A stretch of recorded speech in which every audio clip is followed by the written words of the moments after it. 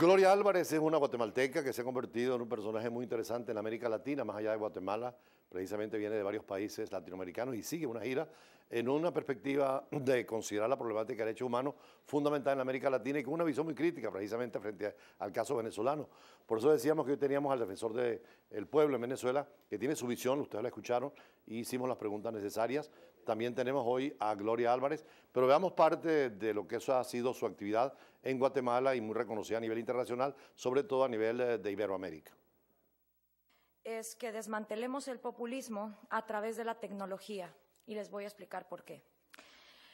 Ya el debate de izquierdas y derechas, de hecho, es más utilizado por los populistas que por las personas que estamos tratando de rescatar las instituciones. El populismo, platicando con las personas que hemos platicado y compartiendo lo que hemos compartido, a lo primero que se encarga es a desmantelar instituciones poco a poco, a reescribir constituciones para poderlas acomodar a los antojos de los diferentes líderes corruptos que tenemos en Latinoamérica. El populismo, sin embargo, no ha llegado ahí por pura casualidad. Y también es parte nuestra, no solo denunciar las atrocidades que el populismo comete contra nuestras instituciones, sino también reconocer el pésimo trabajo de los sistemas gubernamentales que precedieron y que llevaron a la absoluta crisis a las personas y a las poblaciones que en desesperación recurrieron a estos líderes, a veces por vías democráticas, y que por lo mismo justifican su permanencia en el poder. Sí, en ese discurso que lo hemos visto en las redes sociales, ella condena lo que llaman el populismo de todos estos gobiernos, especialmente en América Latina, los llamados gobiernos del socialismo del siglo XXI, que según ella son populistas y hay violaciones de derechos humanos, pero también es interesante que ella considere que hubo un germen, un origen de malos gobiernos que generó esto. ¿Qué significa todo esto, Gloria? Muchas gracias, Julio César, por tenerme en su programa. Es un gusto para mí.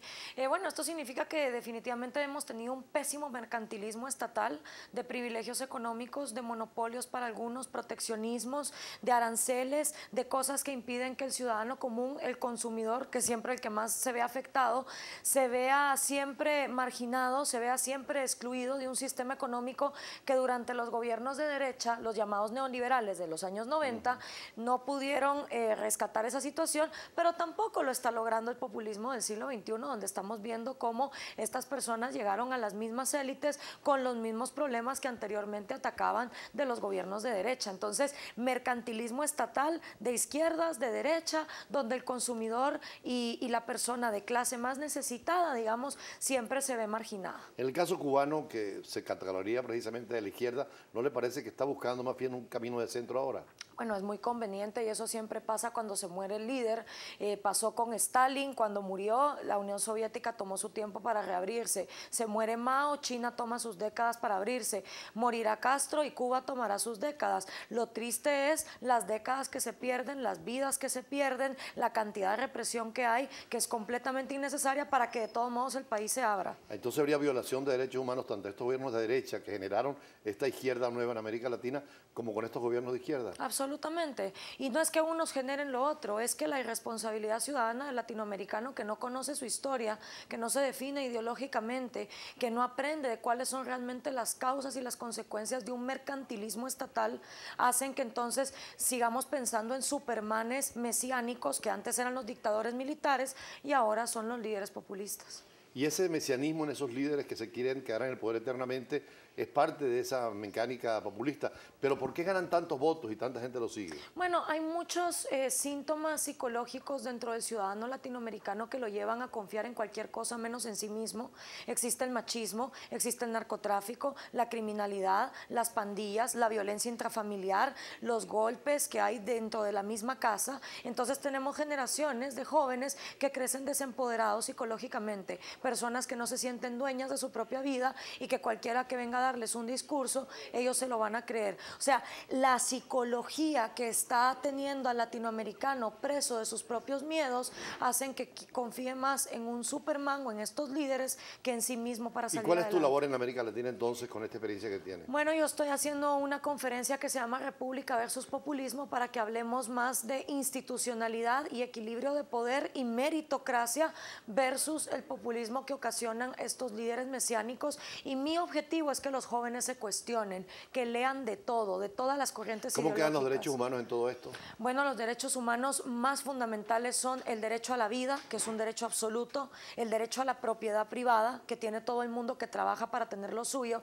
y el derecho a la libertad, todas las libertades, libertad económica, libertad religiosa, libertad de pensamiento, libertad de uno acogerse a los principios y valores. ¿Hay que uno amenazas de decida. algunos gobiernos de América Latina a esas libertades? En absoluto, sobre todo la vida. El derecho a la vida se ha intercambiado por tener cualquier dádiva y cualquier cosa, y es relativo. Algunos merecen vivir, algunos no. El derecho a la propiedad privada también. Algunos merecen tenerla, otros merecen ser expropiados. Y el derecho a la libertad es igual. Algunos merecen hablar, otros merecen callarse la boca. O sea, usted está en una especie de tercera vía, que ni es comunismo ni es capitalismo. Así es, mi ideología se llama libertarianismo, la cual agarra la libertad económica de la derecha y las libertades sociales de la izquierda. ¿Qué le pareció? Usted estaba presente en el estudio cuando hablaba el defensor del pueblo de Venezuela. Me parece fantástico. Ahora, yo le digo, como visitante aquí en Venezuela, es verdad, no tuve ningún problema para entrar, lo cual me parece muy bueno, y creo que es porque el gobierno venezolano en este momento no se merece meterse en más problemas por no dejar entrar a hablar a personas que O sea quieren que Felipe expresarse. González, en su criterio, era venir,